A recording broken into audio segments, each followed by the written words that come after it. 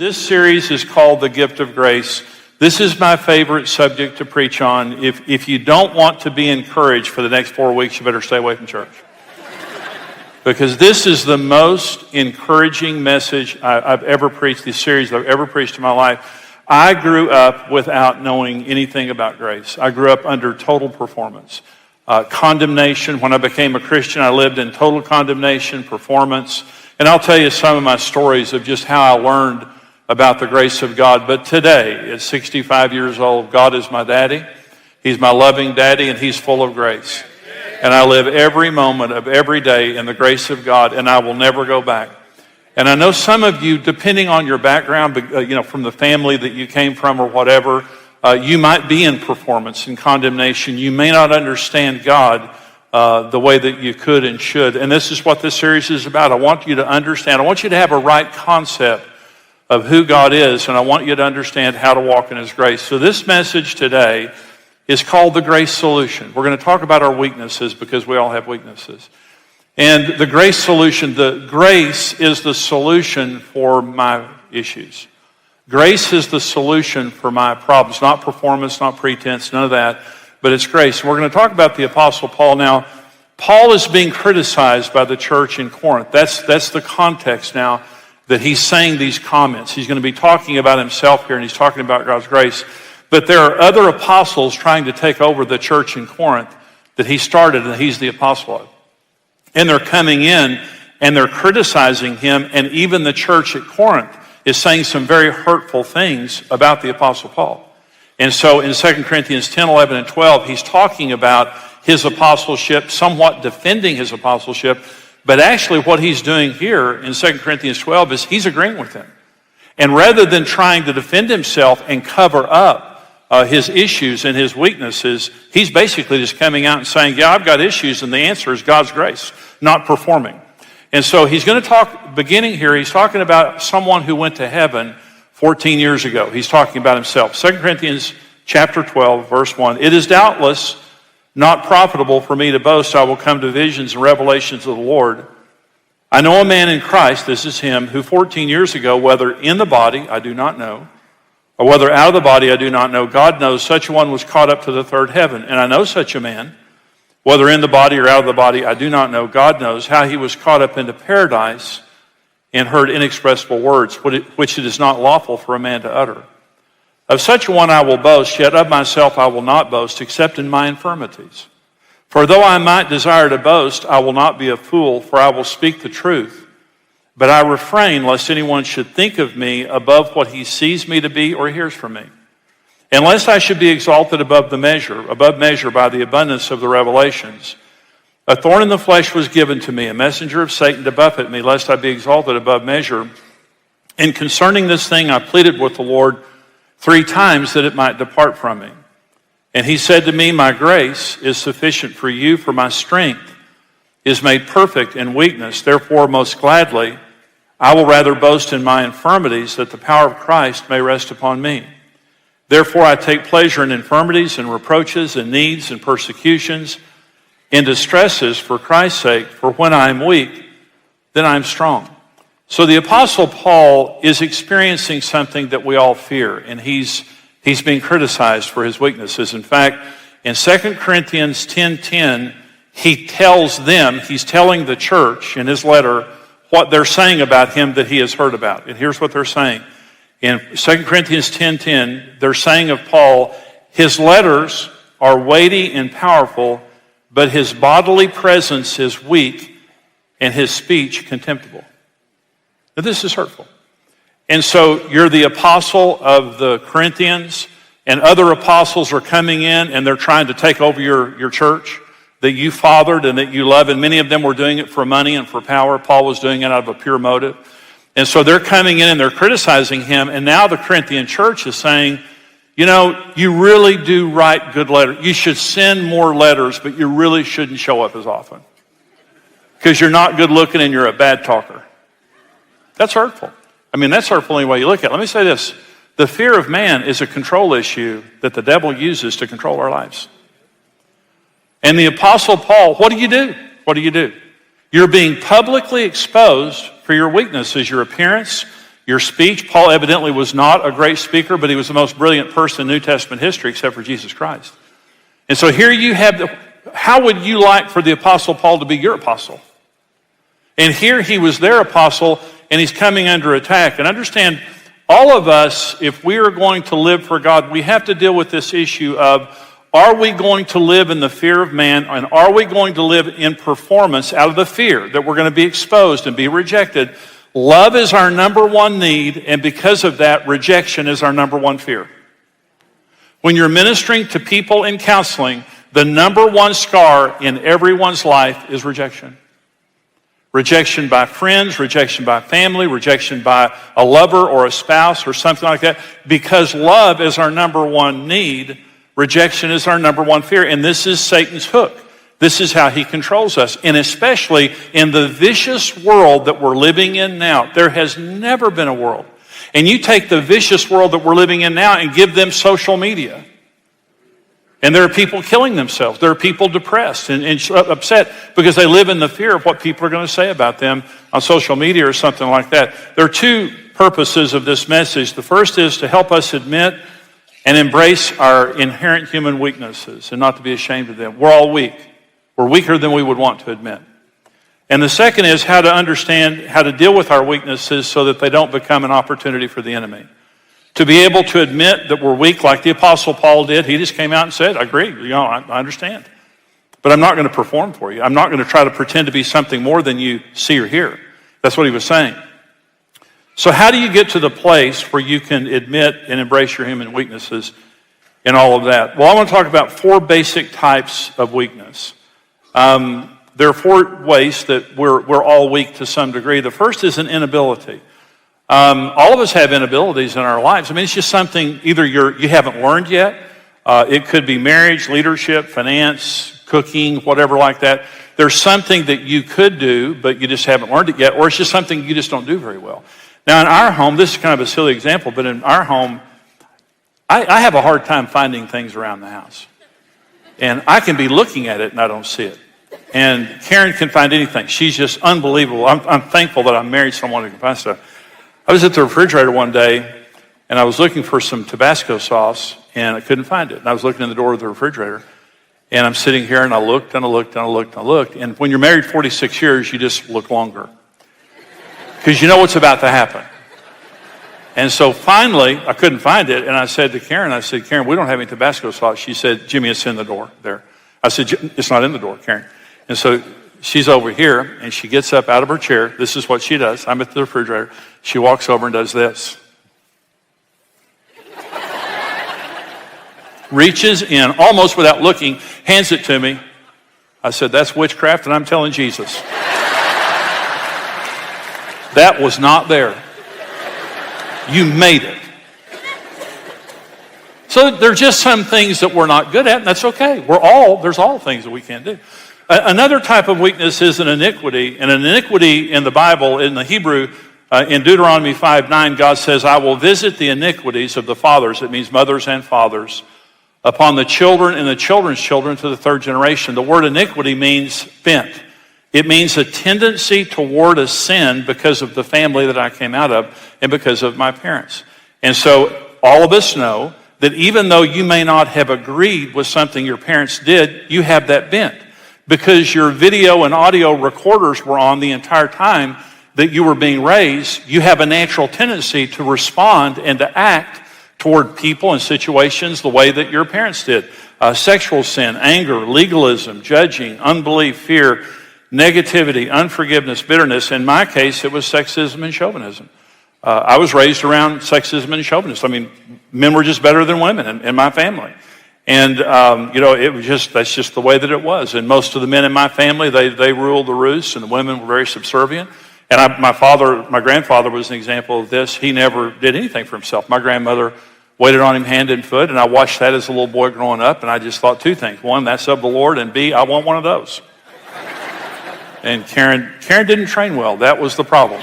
And But most of us have tendencies toward negative behaviors because of the training of our parents. And here's how to deal with an iniquity. First of all, admit it and take responsibility for it. Regardless of how you got it, it's your sin now. It's your issue now. So you say, I'm a chauvinist. I was a chauvinist. I was. And I just had to begin by saying I'm a chauvinist. I'm sexist. The second thing, you forgive your parents. They probably were trained in the same manner. They probably, if you can tell me about your parents, I can probably tell you about your grandparents. That's the way that it is. So we need to give our parents grace. The third thing that we do is we break it in the name of Jesus and say, I break this. Listen, when you break an iniquity off your life, you're breaking it off your children and grandchildren's lives. And what Karen and I said is we're the end of all iniquities. All iniquities in the Evans and Smith families, they end right here, and we're not going to pass them on to our children and grandchildren. So we break this iniquity in the name of Jesus, and we declare this bent is going to become this. And the fourth thing you do is surrender it to the lordship of Jesus Christ. The way that people get bent in the first place is disobedience and rebellion. And so all of us, when we have iniquities, it's very simple, but it's very profound. We can identify it, we can forgive our parents, we can break it and submit it to Jesus, and that area of a bent now is like this, and our whole family has changed. A third area of weakness is infirmity. Now, it might be a temporary sickness, or it might be something permanent, like in the case of the Apostle Paul. He says, because of the surpassing revelations that was given to me, a thorn in the flesh, a messenger of Satan was given to me to keep me from exalting myself beyond measure. Well, we don't know exactly what the Apostle Paul's thorn in the flesh was, but we have an idea because in Galatians chapter 4, the Apostle Paul said, I was with you because I was sick. And if possible, I believe you would have plucked out your eyes and have given them to me. So we think that the Apostle Paul had a chronic eye problem. That could have been his physical problem that he was talking about. But in some cases, we have an infirmity, something that, we're just physically not able to do, or a condition that we have. Sometimes God will heal it. In some cases, we have this condition, but it's a weakness. The fourth is an inherent weakness. And this is something that God builds into us. And these are some of the hardest things to accept. But let me give you an example of some inherent weaknesses. God came to Moses, and God called Moses to deliver Israel. And when God called Moses to deliver Israel, here's what Moses said. I can't talk. I'm not a good speaker, Lord. I cannot go and deliver the children of Israel. The Apostle Paul wasn't a good speaker. Don't you think if you're going to design someone who's going to deliver Israel, you probably ought to give them the ability to speak? Don't you think if you're going to have the preeminent apostle in the New Testament, that you probably ought to give him the ability to speak? God actually takes away. Here's what God said to Moses. Moses said to God, I can't do this because I can't speak. And here's what God said. Who made your mouth? You think I made a mistake? You think I slipped up? Listen to me. Why wouldn't God give Moses the ability to speak? Because God didn't want a slick talker to get the responsibility for delivering the Jews out of Egypt. God wanted to do it by signs and wonders.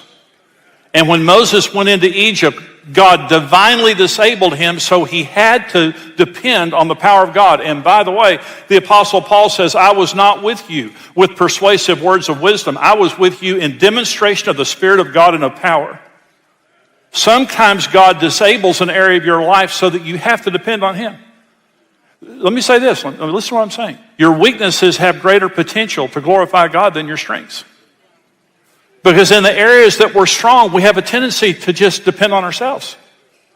But in the areas where we are weak, we have to depend upon God. So there's an area, and we get frustrated, there's an area that God just comes up and he just turns it off. And said, why would you disable me?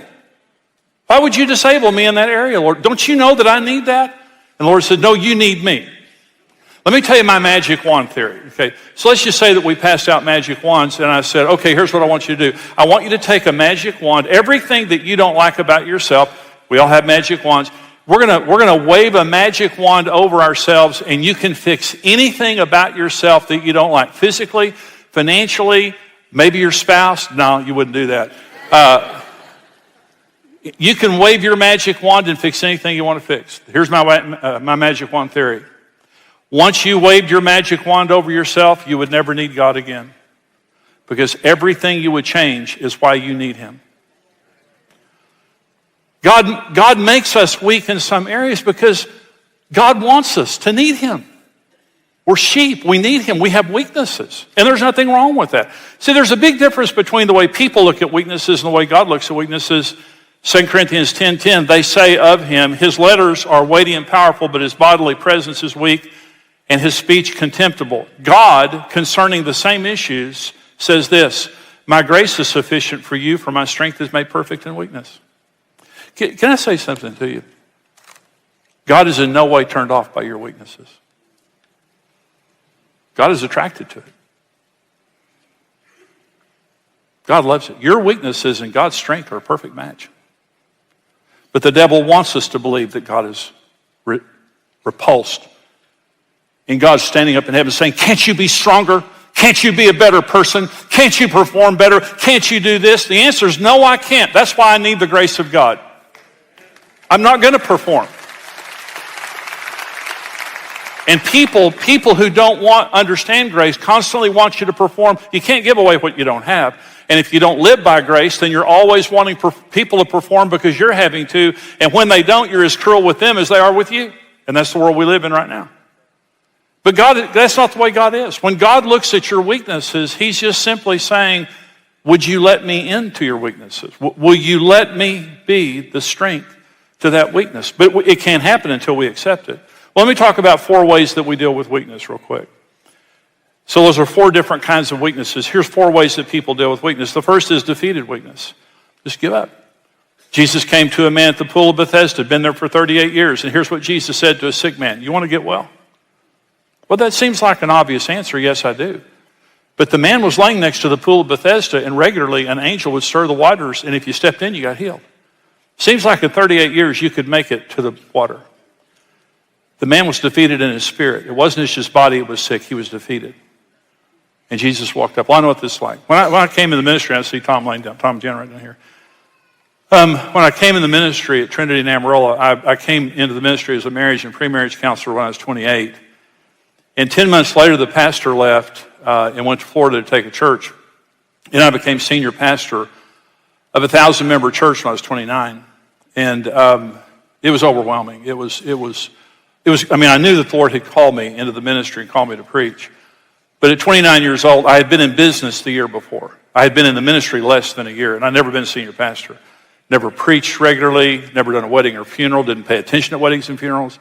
I just was unprepared. I would never been to seminary Bible school. I was just unprepared.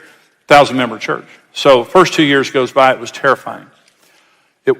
Wore me out, completely wore me out.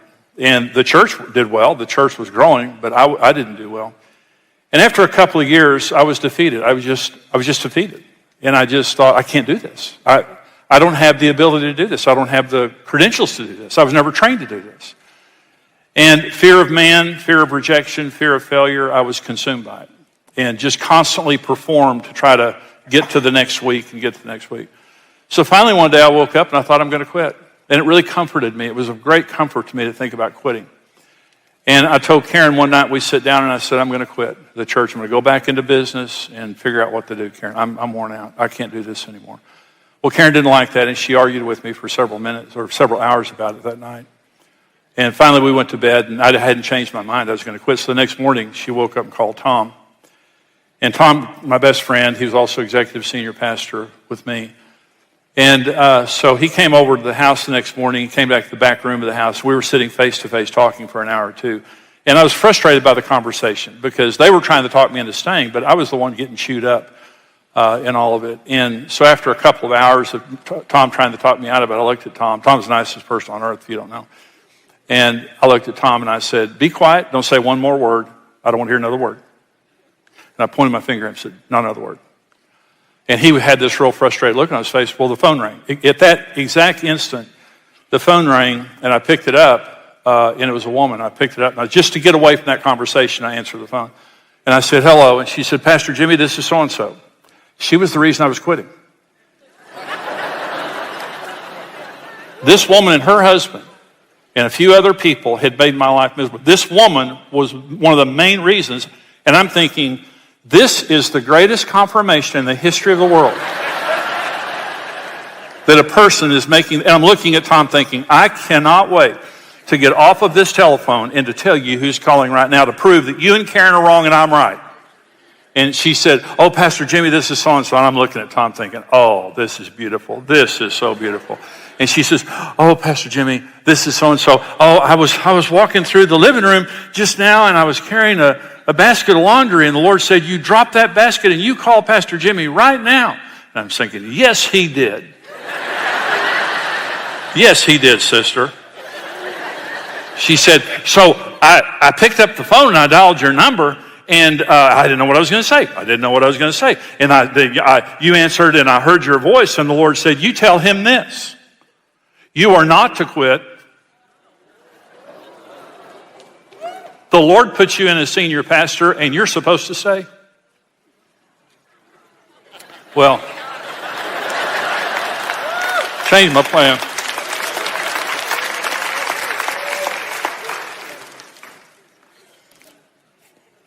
I started sobbing.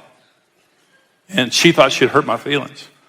And she said, oh, I shouldn't have called. Never mind. I'm sorry. I'm so sorry like that. Well, I couldn't respond. I was sobbing. Well, all Tom saw was me answer the phone and start sobbing. So, so finally I got control, and I told her, thank you for the call. This is the Lord. And then, Karen came in the room.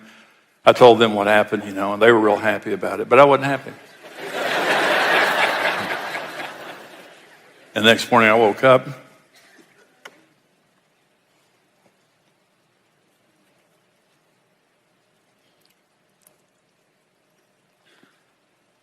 I said, Lord, I can't do this. I don't qualify. I've never been trained. And the Lord said, my grace qualifies you, son. And I never asked you to do it. I just called you to let me do it through you. Now you stop performing for people and you start obeying me. And that was the day that I stopped focusing on what people thought about me and the fear of man, and I started living to please God.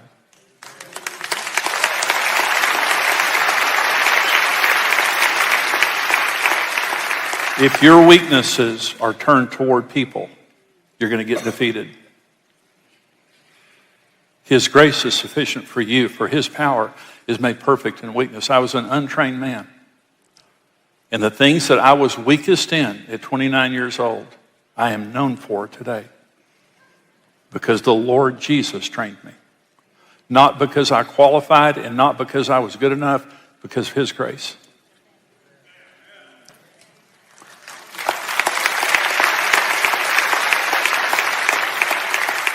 You don't qualify. None of us qualify. Our adequacy comes from Jesus, not from ourselves. It's not about, grace is about God. Performance is about us.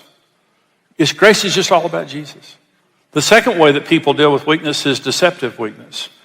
Pretending. This is why Jesus hated covering up my weakness and pretending like it doesn't exist. The Pharisees, Jesus hated the spirit of the Pharisees. He called them whitewashed tombs and said, you walk around, like you're something, but you're like a whitewashed tomb full of dead bones, but you look like something else. And so God works in the light. God, in Genesis 1, the first act of creation, God said, let there be light. God never works in the darkness. He always works in the light. But the devil works in darkness, and he wants you to be ashamed. Everywhere the devil's working, he puts shame and fear, because shame and fear causes us to hide. And the devil wants you to hide from God and from other people and to pretend to be something you're not. But God can't help us when we're pretending. Karen and I got saved, and we were 19 years old, and we started going to a Sunday school class. And I really did not like going to Sunday school class because I was messed up, and even though I was saved, and I just didn't want people to know how messed up I wasn't. In church, you can kind of, hide. But you get in smaller groups, and people find out how messed up you are. So my job in Sunday school class was to keep my mouth shut and act like I knew what I was doing. But I didn't. And so there was a prayer time in this Sunday school class every week. And at the end of the Sunday school class, I'd say, anybody have a prayer request? And so people would say this and that. And so Karen raised her hand, and I looked over at her, and she said, yeah, would y'all pray for us? We only have $170 in the bank, and we're afraid we won't be able to pay our bills. We're broke.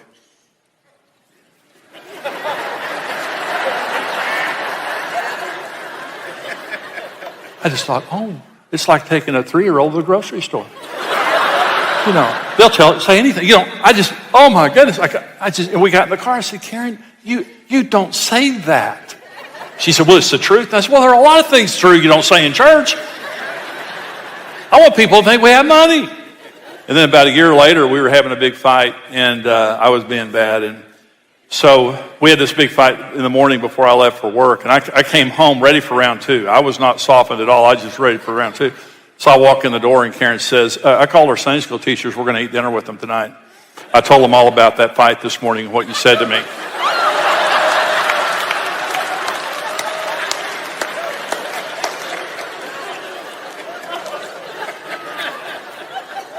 I could be such a good fake without her.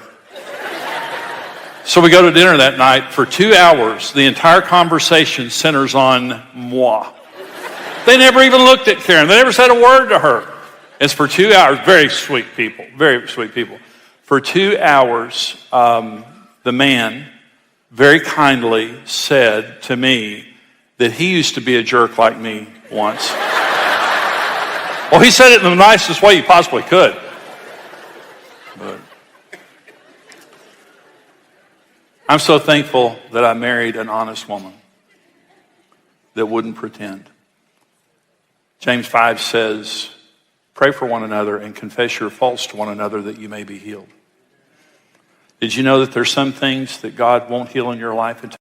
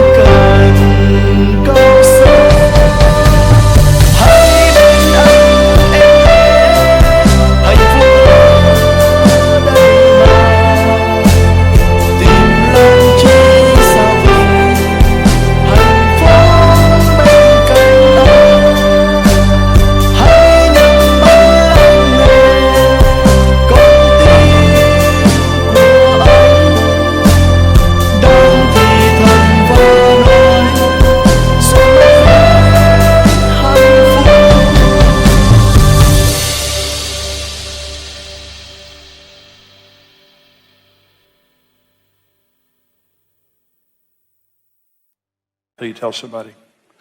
Don't tell everyone your problems, but tell someone your problems.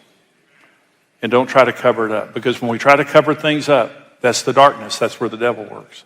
Number 3 type of weakness is defiant weakness. Rather than accepting something in my life as a weakness or something I'm doing below the mark, I declare it acceptable and refuse God's or anyone else's position to the contrary. And this is the Cain spirit. Cain rose up. You remember, there was an offering that was given, and Abel brought the best offering that he could bring, and God regarded it. God honored it when he brought it and blessed him. Cain brought an offering. He just brought some vegetation that he had grown. And so he brought it to the Lord, and the Lord just turned away. He wouldn't regard it. And rather than Cain being humble and repentant to the Lord, Cain got angry. And the Lord turned to him and said, if you do well, you'll be happy. But if you don't do well, sin is crouching at your door, and its desire is for you, but you must master it. Cain's response? He killed Abel. You're not going to tell me what to do. It's the Cain spirit. Let me read you. Humanism is kind of the unofficial religion of our day. This is the American Humanist Association. Their subtitle is Good Without a God. They're defiant. The world that we live in today is defiant against God. They have 15 humanist affirmations. Let me read you 3 of them. This is humanism. If you wonder the world today, how people are thinking when they want to legalize abortion till birth or even after birth, and you just see the crazy things that are happening in the world. This is where it comes from. This is the 5th humanist affirmation. This is the American Humanist Association website. Humanism asserts that the nature of the universe depicted by modern science makes unacceptable any supernatural or cosmic guarantees of human values. Religion must formulate its hopes and plans in the light of the scientific spirit and method. In other words, if you can't prove it in a test tube, it's not real. 6th affirmation. We are convinced that the time has passed for theism, deism, modernism, and the several varieties of new thought. Theism means believing in God based on His Word, based on revelation. Deism means believing in God based on observation and nature. They said that time has passed for that. No more of that. This is the 7th affirmation. Religion consists of those actions, purposes, and experiences which are humanly significant. Nothing human is alien to the religious. It includes labor, art, science, philosophy, love, friendship, recreation, all that it is in its degree expressive of intelligently satisfying human living. The distinction between the sacred and the secular can no longer be maintained. What secular humanists are saying here is there's no difference between an abortion clinic and a maternity ward. The sacred and the secular are secular one. They're redefining religion to say it's anything. We do not believe in the existence of God. One of their other affirmations is the universe is self-existent and was not created. What they're doing is they're cleansing the world. Did you know that that's the fulfillment of Psalm chapter 2? Why do the nations rage and the people devise a vain thing? And they say to the Lord and His anointed, God the Father and God the Son, we're going to tear your cords apart. You're not going to put us in fetters. We're not going to serve you any longer. And it says, He who sits in heaven laughs. This is the world we're living in right now. In revolt against God. You will not, the Cain spirit, you will not tell us what to do. It says, He who sits in heaven laughs. It's like watching a bunch of 2-year-olds plotting to overthrow their parents and take over the house. God sits up in heaven saying, you really think that you're not going to serve me? And here's the most interesting verse in Psalm 2. Kiss the Son, capital S. Kiss the Son while there is time, or He will visit you in His wrath. That's the tribulation. You better kiss the Son. You're not going to overthrow God. But the world that we live in today is a defiant world. Here's the 4th way that people deal with weakness. It's divine weakness. Accepting the fact that there are weaknesses in my life, and some of them are there by God's design. Also choosing to turn my weakness to God and not to be ashamed of them, but rather to allow them to be a means of deepening my dependence upon God and allowing Him to glorify Himself through me. And what happens when you turn your weakness to God? Because He loves you and He knows you're weak. And some of the weaknesses He's going to change, some of them He's going to leave there so you'll depend on Him. What happens when we turn our weaknesses to God is the breaking of a spirit of the fear of man and rejection. The breaking of a spirit of self-hate and shame, because the devil wants us to take our weaknesses and hate ourselves. The breaking of a spirit of performance, the breaking of a spirit of condemnation, and confidence in relating to God and receiving in Him.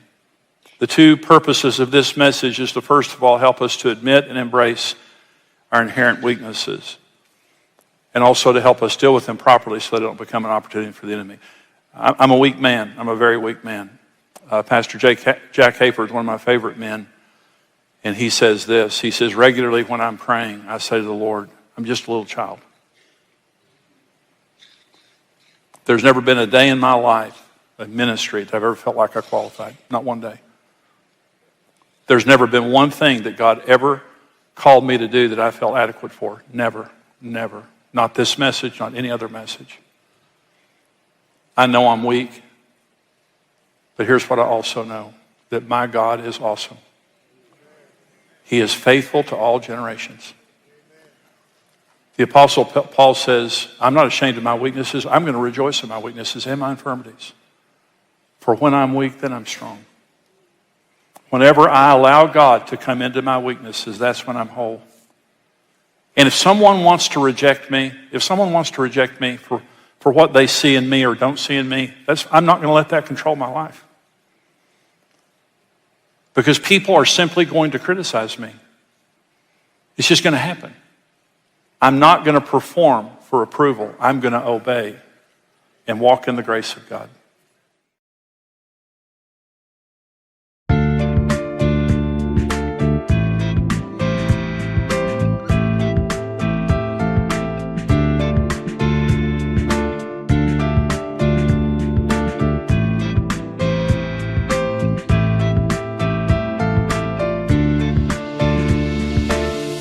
Changed my life with your words and motivation.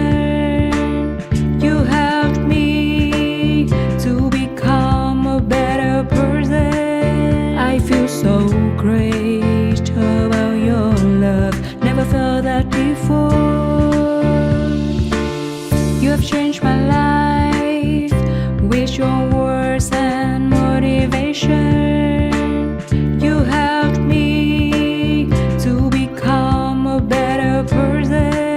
I feel so great about your love. Never felt that before. You are not only good by heart, but you also have a good soul.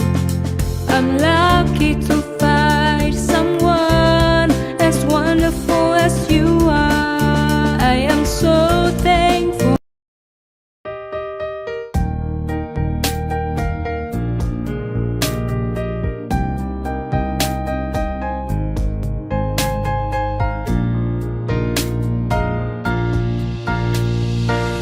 I wanna thank you for your unconditional love for me. You are the most beautiful thing I have ever had in my life. You are the reason, that's why I am living in this world. I wanna thank you for your unconditional love for me. You are the most beautiful thing I have ever had in my life. You are the reason, that's why I am living in this world. I admire the way you are always there for me. I admire the ways you always take care of me. I admire the way you give your all just to see a loving smile on my face. I admire the way you love me.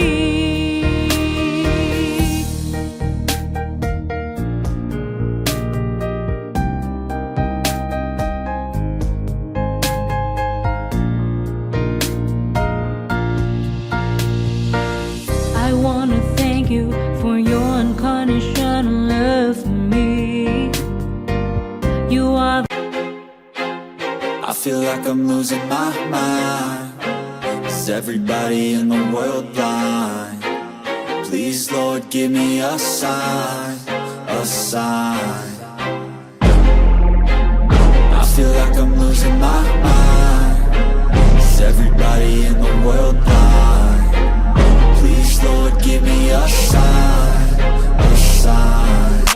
be the greatest. Everybody on the fake shit, I look around and feel like everybody is the fakest. I make this every day and I'm impatient, hoping one day I blow up from the basement. Statement, the top is so vacant, I don't hear shit that I think is amazing. Waiting for my day when I'm playing sold out shows for 1,000 faces. Hey, give me that crown, get in my way and to be put down. It ain't your place, all this my town. If I want that shit, then I'll get it right now. I'm losing it, the noose it fits, I'm losing shit. A stupid myth, you choose to live or choose to dip. You choose to fight or lose your grip and lose a gift. Oh, I feel like I'm losing my mind. Is everybody in the world blind? Please, Lord, give me a sign, a sign. I feel like I'm losing my mind. Is everybody in the world blind? Please, Lord, give me a sign, a sign. yeah. There's no mercy in this world, just hunger-thirsty persons in different versions, each new update, that shit worsens. Why? Pull back the curtain and you'll see the different vermin. We all have different burdens that all seem to cause disturbance. Yo, so do me a favor, don't treat me like a neighbor. Don't need the different flavors of your problems just to savor. I've got my own issues, I need a comb to get through. Don't need to groan with you, just go get your own tissue. I feel like I'm losing my mind. Is everybody in the world blind? Please, Lord, give me a sign, a sign.